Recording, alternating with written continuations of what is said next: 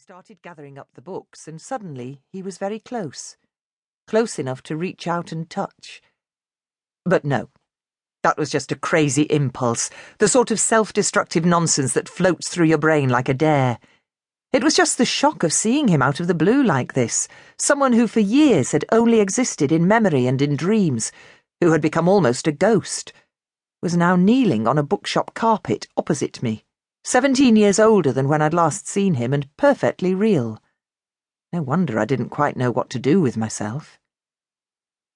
Once the display of books was more or less back in place, I glanced up at Victor. To my relief, my heart did nothing out of the ordinary. "Thank you," I said. "I better head off, I'm running late." "Do you have to rush off?" he asked. "Maybe we could have a coffee, catch up." "I'm sorry, I can't. I only came in here because of the rain. I have to get back to work." I glanced at my watch. 5 minutes ago, in fact. "I'd better dash. Take care, Victor. I hope your daughter likes her new books." I turned to go, this time taking care not to knock anything over, and was heading towards the exit when I heard him say, "Haven't you forgotten something?" I looked back, and there he was, holding out the bridesmaid's dress. "Thank you," I said, and took it from him. He took an umbrella out of his carrier bag. "Why don't I walk with you? Save you getting soaked again." "Oh, I'm sure it's eased off by now," I said. "Let's see," he said, and we set off together towards the front of the bookshop. It was still chucking it down. There was a random huddle of passers-by just inside the glass doors, watching the rain bounce in the puddles on the pavement. Victor said, "So, where are we going?" "Up towards Leicester Square," I said. He pushed through the door and opened up his umbrella, and I followed him out into the street. We walked along a little way together without saying anything. Then he offered me his arm and said, "This way I get to stay dry too." And I realised he'd been holding the umbrella over my head rather than his own. What else could I do? It really was tipping it down.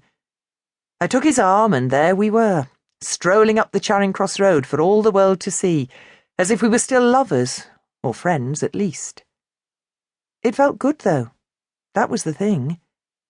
Some people make a point of hurrying. Others are too slow.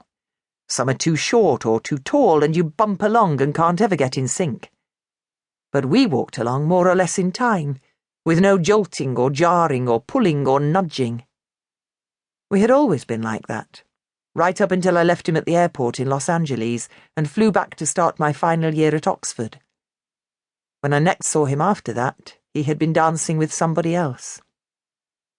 "So have you got a special occasion coming up?" Victor asked. "You mean because of the dress?" "Yeah, Tippy's getting married. Do you remember Tippy?" Tippy was my half-sister. We had the same mother, and her father, my stepfather, was the only father I had ever known. We had grown up together and gone to the same secondary school, but we were not especially close. I was touched that she'd asked me to be one of her bridesmaids, but at the same time I did wish that she could have picked a dress that was slightly less unflattering. "I do remember," Victor said. "She was still at school when I met her. I can't quite believe she's old enough to get married, but I suppose she must be in her 30s now." "Yep, all grown up," I said. "Congratulations on the new job, by the way. I read about it in the paper." Victor had recently been appointed artistic director of the Ploughshare, a London theatre that had built its reputation by putting on new or forgotten plays with a sprinkling of star power, sometimes from Hollywood, sometimes from big TV shows. When I'd read that he had taken over, I'd felt, just for a moment, fiercely happy, almost as if it was my own triumph. "Thanks," Victor said. And then I found myself asking, "Will you bring Clarissa over?"